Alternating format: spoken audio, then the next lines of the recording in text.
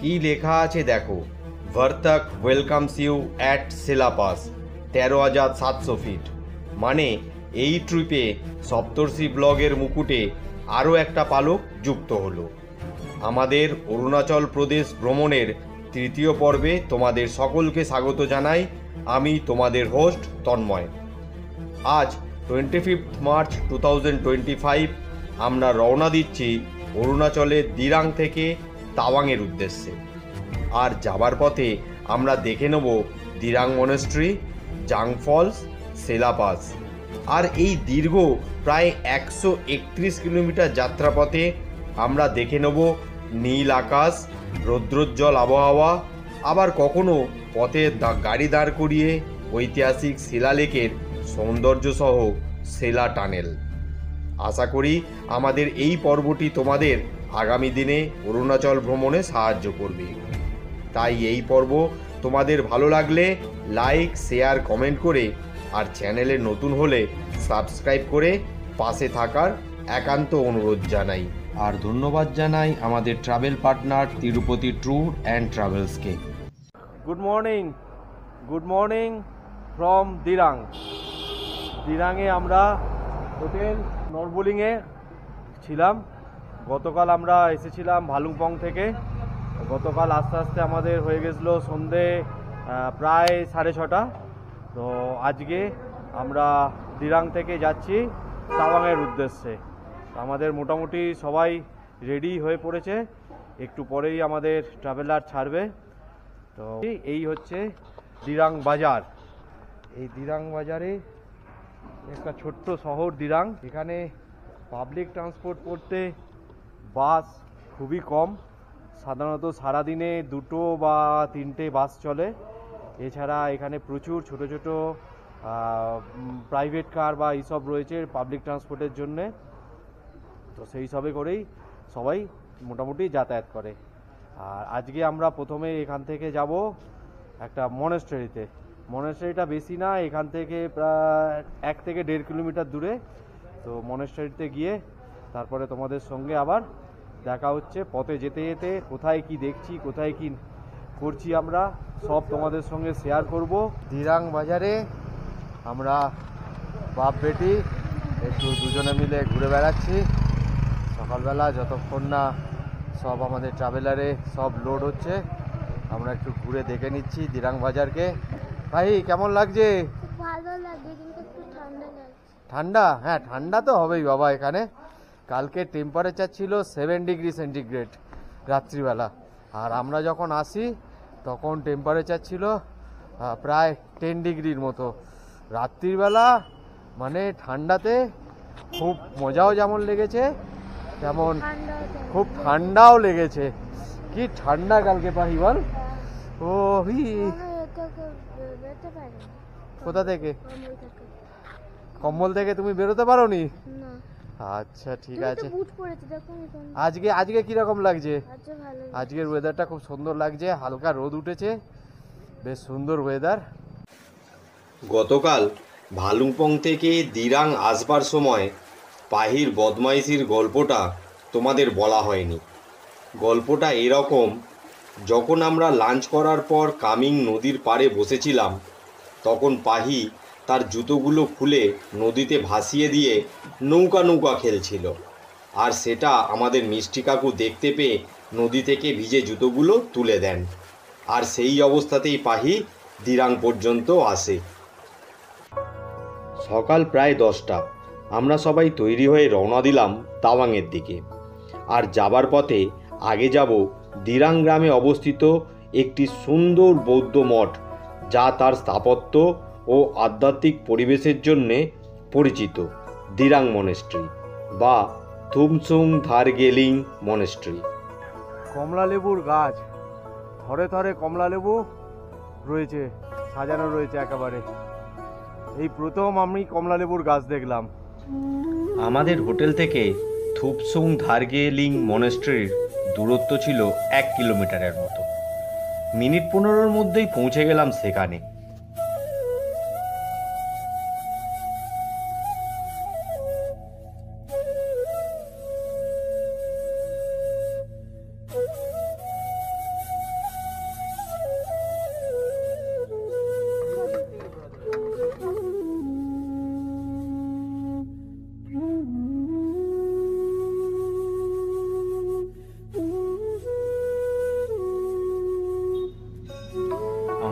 এখন দাঁড়িয়ে আছি TDLM বা থুমসুং ধারগেলিং মনেস্ট্রি। দিরাং একদম টপে পাহাড়ের ওপরে, দারুণ সুন্দর, চারিদিকের পরিবেশটা অসাধারণ। দিনের এই সময় এত সুন্দর লাগছে এখানে, কোথাও ছায়া, কোথাও আলো, আবার কোথাও রোদ ছায়া মিলেমিশে একাকার হয়ে রয়েছে। হালকা একটা মিষ্টি ঠান্ডা হাওয়া দিচ্ছে। দিরাং গ্রামটা বেশ সুন্দর, তবে আমরা রয়েছি মেনলি দিরাং শহরে।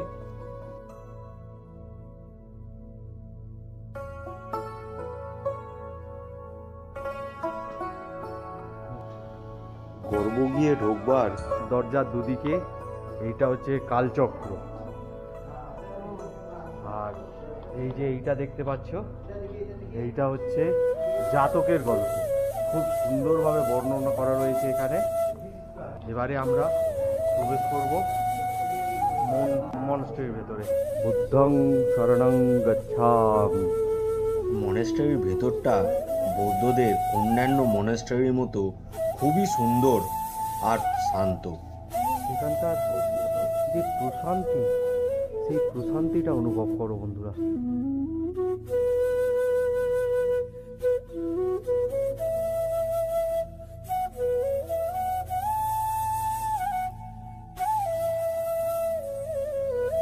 এই মনেস্ট্রিটি একটি তিব্বতী বৌদ্ধ ধর্ম অধ্যয়নের জন্য সুপ্রসিদ্ধ শিক্ষা প্রতিষ্ঠান।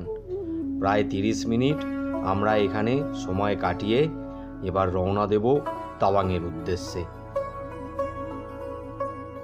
মনেস্ট্রির পরিবেশ আমাদের মনে এক অদ্ভুত প্রশান্তি নিয়ে এসেছে, আর এই প্রশান্তি মনে নিয়ে আর ভগবান বুদ্ধের নাম করতে করতে আমরা পাড়ি দিয়েছি দিরাং থেকে তাওয়াংয়ের উদ্দেশ্যে। এই তাওয়াংয়ের পথ ভারী সুন্দর, কখনো পথের পাশে রয়েছে খরস্রোতা নদী, আবার কখনো দূরে দেখা যাবে বরফাবৃত পাহাড়, আবার কখনো সবুজে মোড়া পথ আমাদের নিয়ে যাবে আরও চড়াইয়ের দিকে। আর এইভাবেই আমরা এসে পৌঁছলাম বৈশাখীতে, যা সমুদ্রপৃষ্ঠ থেকে 11,246 ফিট ওপরে অবস্থিত। এখন চলে এসেছি সেলা ওয়ারিয়ার্সের স্মারকের সামনে। এই আমাদের বীর জওয়ানদের প্রতি শ্রদ্ধা জানিয়ে সেলা ওয়ারিয়ার স্মারক তৈরি করা হয়েছে। এই যে দেখো বন্ধুরা, এটি তাওয়াং যাওয়ার পথে ভারত চীন সীমান্তের একটি খুবই গুরুত্বপূর্ণ মিলিটারি পোস্ট। আর এই মিলিটারি পোস্টে মিলিটারি জওয়ানদের দ্বারা পরিচালিত একটি কফি শপ আছে, যেখানে কফি বা স্ন্যাক্সের দাম একমাত্র ইউপিআই দ্বারাই নেওয়া হয়। ভারতীয় বীর জওয়ানদের প্রতি এখানে শ্রদ্ধা নিবেদন করে আবার আমরা পাড়ি দিলাম প্রায় 95 কিলোমিটার দূরে অবস্থিত তাওয়াংয়ের দিকে। আর যাবার পথে এবার আমরা যাব সেলা পাস। যাবার পথে প্রকৃতি নিজেকে নিজের মতো করে সাজিয়ে নিয়েছে। গত সপ্তাহে এই অঞ্চলে তুষারপাত হয়েছিল, চারিদিক বরফে ঢেকেছিল, আর আজ রৌদ্রোজ্জ্বল আবহাওয়া, চারিদিক ঝলমল করছে রোদে। আকাশে পেঁজা তুলোর মতো মেঘ উড়ে বেড়াচ্ছে, যার দৃশ্য এক কথায় অনবদ্য, অনন্দ সুন্দর। আর দেখতে দেখতেই আমরা পৌঁছে গেলাম সেলা পাস। আমরা এখন এসে পৌঁছেছি 13,700 ফিট উপরে সেলা পাসে। সেলা পাসের এই যে নৈসর্গিক দৃশ্য, এ এক কথায় বর্ণনা করা যাবে না, এ শুধু উপভোগ করতে হবে। তোমরা আমাদের সঙ্গে এই দৃশ্য সম্পূর্ণভাবে উপভোগ করো আর দেখতে থাকো প্রকৃতির এই অপরূপ সৌন্দর্য, যা প্রকৃতি তার সম্ভার ভরিয়ে রেখেছে। 1962 সালের ভারত চীন যুদ্ধের সময় মহাবীর চক্র পুরস্কারপ্রাপ্ত যশবন্ত সিং রাওয়াত সেলা ও নুরা নামক দুই স্থানীয় মংপামের সহায়তায় এই পর্বতগিরি পথে চীনা সৈন্যবাহিনীকে প্রায় 72 ঘন্টা আটকে রেখেছিলেন। দুর্ভাগ্যক্রমে যশবন্ত সিং রাওয়াত শহীদ হওয়ার পর সেলা এই লেকেই আত্মহত্যা করেন। আর তাদের আত্মত্যাগের কথা স্মরণ রাখার জন্য এই লেকের নামকরণ করা হয় সেলা লেক। কি অপূর্ব এই সেলা লেকের নৈসর্গিক দৃশ্য।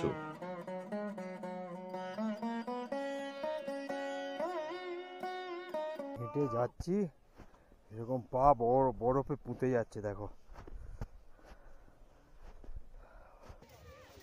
বরফ, দেখো বরফ। সেলা পাসের বরফাবৃত অপরূপ সৌন্দর্যের রসাস্বাদন করে বেশ অনেকটা সময় এখানে কাটিয়ে যশবন্ত সিং রাওয়াত সেলা ও নুরার রোমহর্ষক যুদ্ধের ও তাদের বলিদানের কাহিনী যা আগে আমরা জানতাম না তা জেনে এবং ভারতীয় জনগণকে বহির্শত্রুর হাত থেকে নিরাপদ রাখতে আমাদের যে বীর ভারতীয় সেনারা সর্বদা অতীন্দ্র প্রহরায় নিয়োজিত রয়েছেন তাদের আমাদের অন্তরের নিবিড় স্থান থেকে সহস্রবার কুর্নিশ জানিয়ে আবার আমরা রওনা হলাম তাওয়াংয়ের দিকে। সূর্য মধ্য গগন থেকে এখন কিছুটা হেলে পড়েছে। ঘড়িতে জানান দিচ্ছে সময় এখন বেলা 2:30। প্রত্যেকের পেটেই ছুঁচোর ডন বৈঠক সবাই অনুভব করছে, তাই আমাদের একটু দাঁড়িয়ে দুপুরবেলার লাঞ্চ সেরে নিতে হবে। সেলা থেকে বেরিয়ে এসে তাওয়াং যাবার পথে রাস্তার মধ্যে আমরা এখন একটু দুপুরবেলার লাঞ্চ করবার জন্য দাঁড়িয়েছি। তো আমাদের লাঞ্চ সমস্ত কিছু দিরাং থেকে তৈরি করে রেডি করেই প্যাক করে নিয়ে আসা হয়েছিল। তো এখানে আমরা হোটেল জাম্পিলিয়াং এখানে দাঁড়িয়েছি। এইখানে আমরা দুপুরের লাঞ্চটা কমপ্লিট করে নেব। এই যে আমাদের হোটেলের ওনার, জাম্বিয়াং হোটেল। কি কি আছে লাঞ্চে আজকে দেখি। এই যে আমাদের ফার্স্ট ব্যাচ বসে গেছে খেতে, রাইস আর চিলি চিকেন। বাহ, এই তো রাজশাহী খাবার। ঠিক আছে, লক্ষ্মীদা সবাইকে সার্ভ করতে ব্যস্ত। ঠিক আছে, চলো সবাই খাওয়া দাওয়া করে নিক, তারপরে আবার জার্নি হবে তাওয়াংয়ের দিকে। লক্ষ্মীদার হাতের রান্না এক কথায় অপূর্ব অপূর্ব। ফ্রাইড রাইস আর চিলি চিকেনটা যা বানিয়েছিল না, উফ, অনবদ্য। আর লক্ষ্মীদার সাথে সমানভাবে সঙ্গত করে যাচ্ছে লক্ষ্মীদার অ্যাসিস্ট্যান্ট অতনু এবং আমাদের এই ট্যুরের travels partner Tirupati tour and ট্রাভেলসের পক্ষ থেকে আমাদের গাইড করার জন্য রয়েছে চন্দন, যার ব্যবস্থাপনা নিখুঁত, সব দিকে তার খেয়াল। প্রায় 4:30 বাজে। আমরা তাওয়াং যাবার পথে দেখে নেব জাং ফলস বা নুরানাং ফলস। যে কথা সেলা লেক আর সেলা পাসে বলেছিলাম যে 1962 সালে ব্যাটেল অফ নুরানাংয়ে যশবন্ত সিং রাওয়াতের সাথে মিলিত হয়ে যুদ্ধে অংশগ্রহণ করেছিলেন সেলা ও নুরা নামে 2 স্থানীয় যুবতী, এবং সেই নুরার নাম স্মৃতিতে রাখতে এই জাং ফলসের নাম দেওয়া হয়েছে নুরানাং ফলস। এই ফলসটি উপর থেকে পড়ে নুরানাং নদীতে মিলিত হচ্ছে। এই নদীটি সেলা পাসের উত্তর অংশ থেকে উৎপন্ন হয়ে পরবর্তীতে তাওয়াং নদীতে মিলিত হয়েছে। আর একটা কথা, এই ফলস থেকে এখানে জলবিদ্যুৎও উৎপন্ন করা হয়। বেশ সুন্দর লাগছে এখানে এসে। কাছে গেলে ফলসের জলের যা ঝাপটা দিচ্ছে, আমরা প্রায় ভিজে গেছি। অরুণাচল প্রদেশ ভ্রমণ হয়তো অসম্পূর্ণ থেকে যেত নুরানাং ফলস না দেখলে। এখানে এসে 10 বা 15 মিনিট সময় কাটিয়ে কয়েকটা ছবি তুলে চলে গেলে এখানে সৌন্দর্য ফিল করা যাবে না। আমরা এখানে প্রায় ঘন্টাখানেক আছি আর এর সৌন্দর্য উপভোগ করছি। এবার আমাদের ড্রাইভার বিমলদা বারবার ফোন করছেন, কারণ তাওয়াং যেতে এখনও বেশ কিছুটা সময় লাগবে, অন্ধকার হয়ে যাবে তাই। কিন্তু এখানে এত ভালো লাগছে যে এখান থেকে উঠতেই ইচ্ছা করছে না, কিন্তু কিছু করার নেই। উঠবো না বললেই তো বসে থাকা যাবে না, এবারে যেতে হবে। জাং ফলসের সৌন্দর্যকে আমাদের মনের স্মৃতিতে গেঁথে নিয়ে এগিয়ে চলেছি তাওয়াংয়ের দিকে। তাওয়াং যাবার 2টো পথ, একটা সেলা টানেল দিয়ে, অপরটা সেলা পাস দিয়ে। আজ যেহেতু আমরা সেলা পাস দিয়ে আসলাম, তাই সেলা টানেলের কথা এই পর্বের শুরুতে বললেও দেখাতে পারলাম না। ওটা দেখাবো তাওয়াং থেকে বোমডিলা যাওয়ার পথে। আবার আমরা এগিয়ে চলেছি তাওয়াংয়ের দিকে। আর পথে যেতে যেতে আমাদের একটু হালকা গল্পগুজব, হালকা আড্ডা চলেছে। আমরা একটু গল্প করছি। হ্যাঁ, এইসব কোথায় যাওয়া যায়? পরের ট্যুর কোথায় চিন্তা করছো? পরের ট্যুর ভাবছি আমরা লাদাখটা করবো। লাদাখ কি ঠিক আছে। আর দাদা কি বলছিলে, ওই সান্দাকপুর কোন জায়গাটা যাবার কথা বলছিলে? সান্দাকপুরের জায়গাটা বলছিলাম, চিত্রেটা ঘুরবেন, হ্যাঁ, তুমলিং যাবেন, সান্দাকপুর যাবেন, খুব ভালো, ভীষণ ভালো, সিনারিও ভালো। হ্যাঁ, ওইখানে সব শিল্পীরা যায়। হ্যাঁ, খুব ভালো লাগে। তো যেতে যেতে হালকা আড্ডা চলেছে। আর এখানে বৌদি তো একদম ঘুমিয়েই পড়েছে। দেখো বৌদি ঘুমোচ্ছে এখানে, এই যা উঠে পড়েছে আবার ঘুমোতে ঘুমোতে। সকলের সাথে হালকা গল্পগুজব করতে করতে আমরা পৌঁছে গেলাম অরুণাচলের তাওয়াংয়ের হোটেল ভিভিড তাওয়াং। হোটেলটি বেশ সুন্দর, খুবই পরিষ্কার পরিচ্ছন্ন এবং খুবই ভালো। এর কন্ট্যাক্ট নাম্বার আমি ডিটেলসে দিয়ে দিলাম, তোমরা এখানে বেড়াতে আসলে এই হোটেলে থাকতে পারো। আমাদের রুম নাম্বার আজকের হচ্ছে 202 নাম্বার রুমের রুম টুরটা একটু কীরকম দেখে নিই। Double bedroom, good, TV, room heater, ওখানে একটা জানলাও রয়েছে, এখানে ড্রেসিং টেবিল, একটা ওয়ার্ডরোবও আছে এখানে।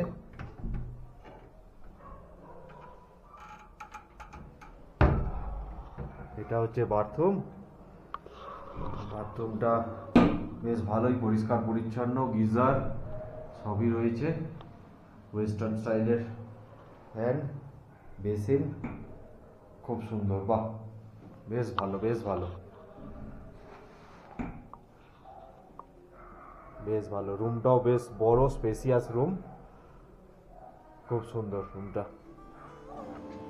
রান্নাবান্না শেষ হবার পর ডিনার সারতে সারতে বেজে গেল প্রায় রাত 11টা। আর এইভাবেই আমরা শেষ করলাম আজকের দিনটা। আগামী দুদিন আমরা থাকবো এই তাওয়াং শহরে, ঘুরে দেখব তাওয়াংয়ের মনেস্টারি সহ বুমলা পাস, মাধুরী লেক এবং আরও নানান সব জায়গা। সেই সব গল্প নিয়ে ফিরছি আগামী পর্বে। অরুণাচল ভ্রমণের এই পর্ব ভালো লেগে থাকলে লাইক, শেয়ার এবং কমেন্ট করে এবং চ্যানেলে নতুন হলে সাবস্ক্রাইব করে পাশে থাকার অনুরোধ জানাচ্ছি। তাহলে ওই কথাই রইল, দেখা হচ্ছে আবার আগামী পর্বে তাওয়াং থেকে। ভালো থেকো, ভালো রেখো আর অপেক্ষায় থেকো। আজকের মতো সপ্তর্ষি ব্লগ সাইনিং অফ।